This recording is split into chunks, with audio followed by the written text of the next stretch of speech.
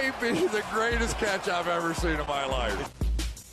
This is going to be a great video. I already know it. Not only are we going to be talking about some running backs that are landing in great spots, not only are we going to be talking about some rookie wide receivers landing in great spots, but we're going to be talking about some veterans who their situation got drastically better. They should be rising up rankings for 2021. So yeah, but before we get into it, I have a couple announcements we need to make. If you are a member on Patreon, you can access our updated rookie rankings starting later tonight. I'm going to be staying up very late tonight. That way I can get those updated rookie rankings. That way I can make y'all a bunch of videos. So please show some love by dropping a like, leaving a comment, subscribing to the channel. Like, this is literally going to completely wreck me. And also for our Dynasty Rookie Draft Guide that should be available over on Patreon, I am going to put a timetable that is 100% going to be out by the end of May. That is going to be out on May. I'm going through this weekend. I'm going to probably spend 20 hours just going through and not only revising it, not only updating with landing spots, but also having to take in consideration how different league formats are going to impact the rankings, because I want to get a couple different sets out there for y'all. I want it to not just be cookie cutter. I want it to really help y'all depending on what kind of format you're playing in. Okay, but that should be it. Let's not waste too much time. Let's just dive into some of these winners from the NFL draft. And our first guy is going to be very obvious. This is going to be Myles Gaskin. Okay, so obviously the Miami Dolphins were in the market for a running back. And the first thing that you saw at the very top of round 2 was the Denver Broncos trading ahead of Miami to make sure that they could not take Javonte Williams, to make sure the Denver Broncos could quote-unquote snipe them on Javonte Williams. And now you see Miami then have multiple picks afterwards, both in the second and third round. And instead of taking a Kenneth Gainwell, instead of taking a Trey Sermon, instead of taking a Chuba Hubbard, they decide to continue to pass. And instead, they actually invest into their offensive line and tight end position.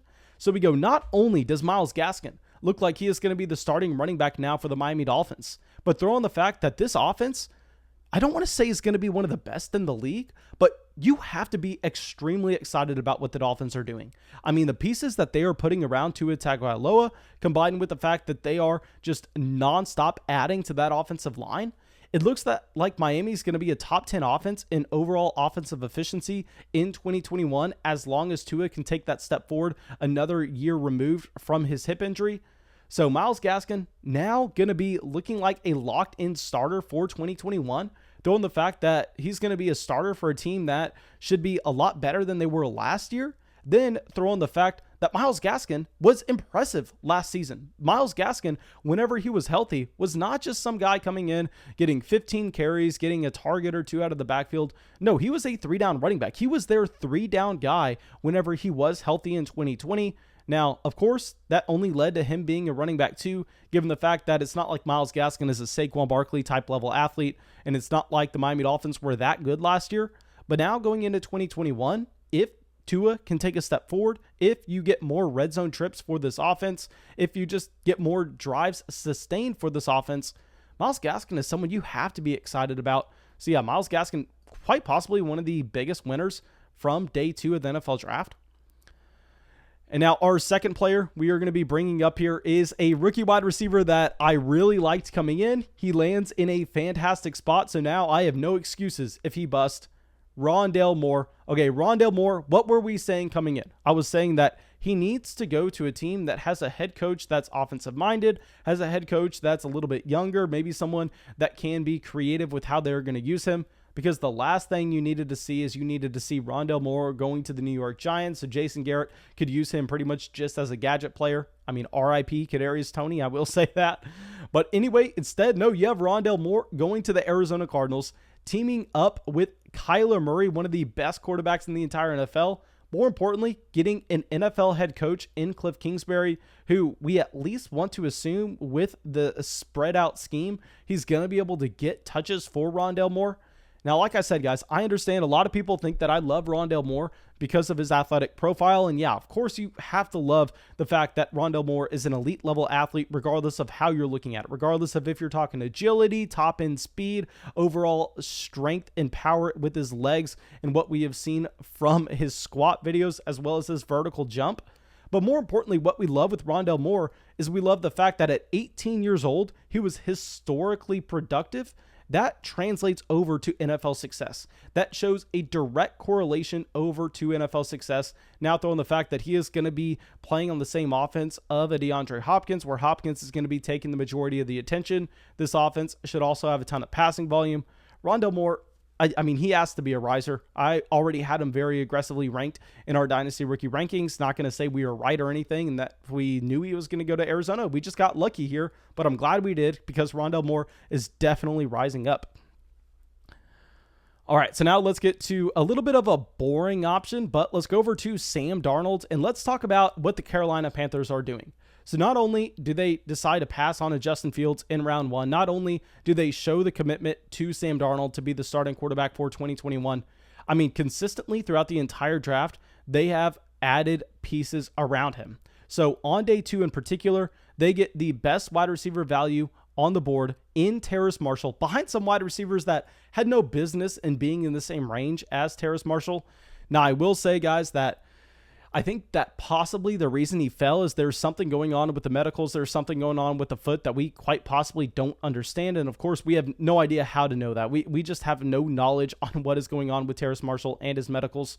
But we can say if he's healthy, he should be one of the best wide receivers in this draft class. Now, another wide receiver that fell, and I think it was because of his medicals. We never got an official report, but he was consistently being mocked to go in the first round. Everybody thought he was a first round wide receiver, just like Terrace Marshall was back in 2019 with DK Metcalf. Now, DK Metcalf, we've seen how that worked out. We saw that really, I guess the medicals were never a concern. Hopefully the same thing happens here with Terrace Marshall, but you have to be excited that they add a talented wide receiver nonetheless. Then in the third round, they turn around. They add Tommy Tremble, a tight end. No, I don't have any long-term analysis on Tommy Tremble, but adding a tight end to help the offensive line as well, giving him another receiving option is going to help Sam Darnold. And also, they decide to take an offensive tackle in the third round as well. So they bolster the offensive line. They go and get one of the best wide receivers in the entire draft. I mean, the future looks bright for this Carolina Panthers offense.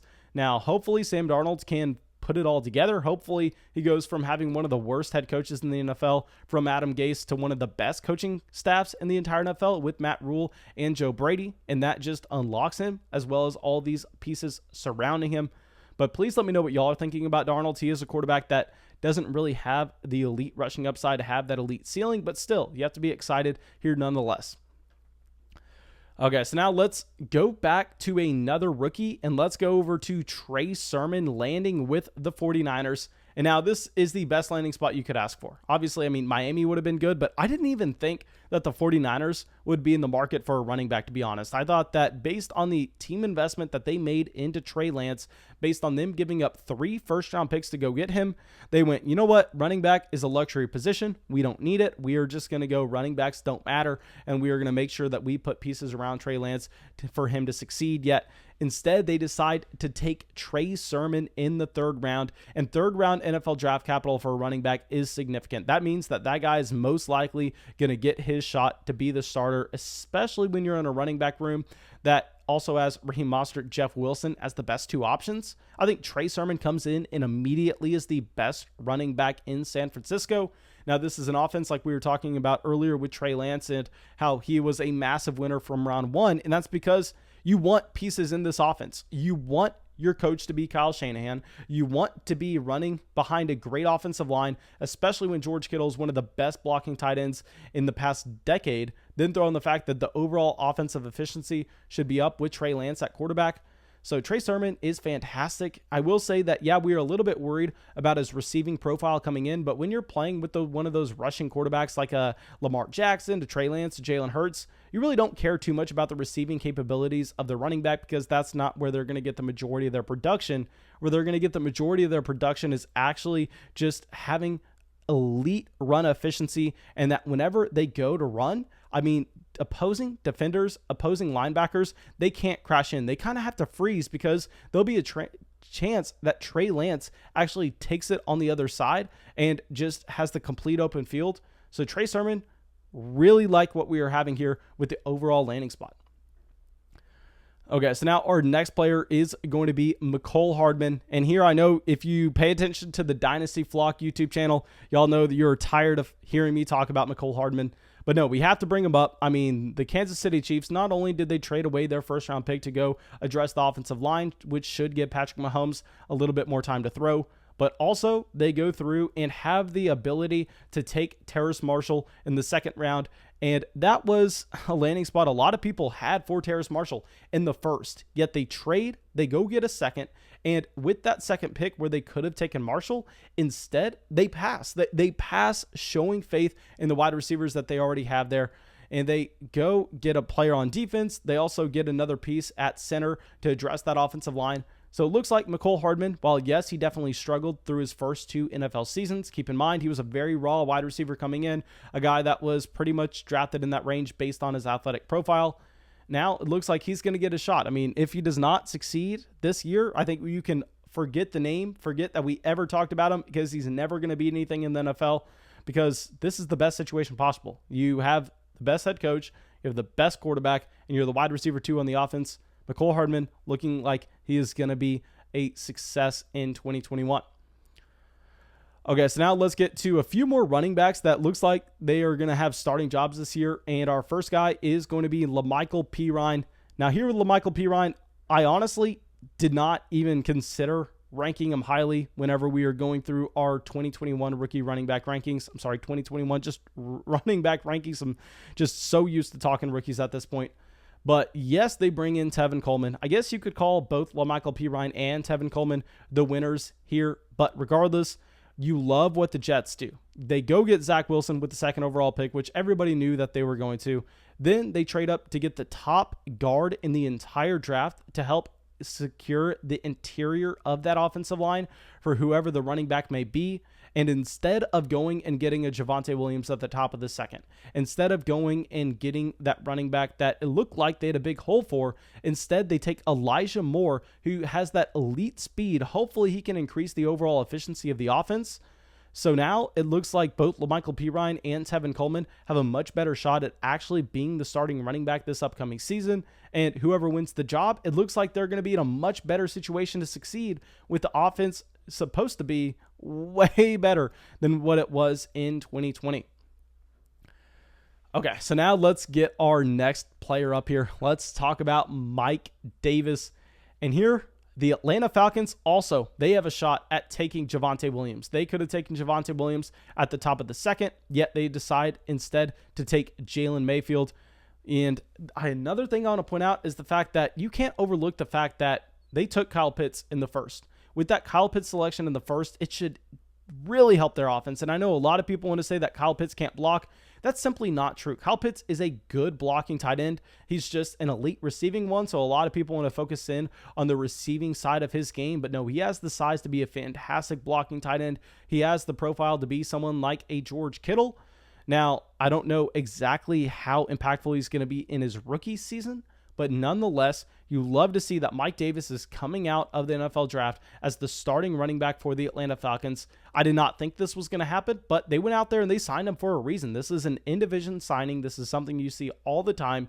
Clearly, the Atlanta Falcons liked Mike Davis. They go give him some money. They go, you know what? Also, we're not going to bring in any competition. You got this backfield.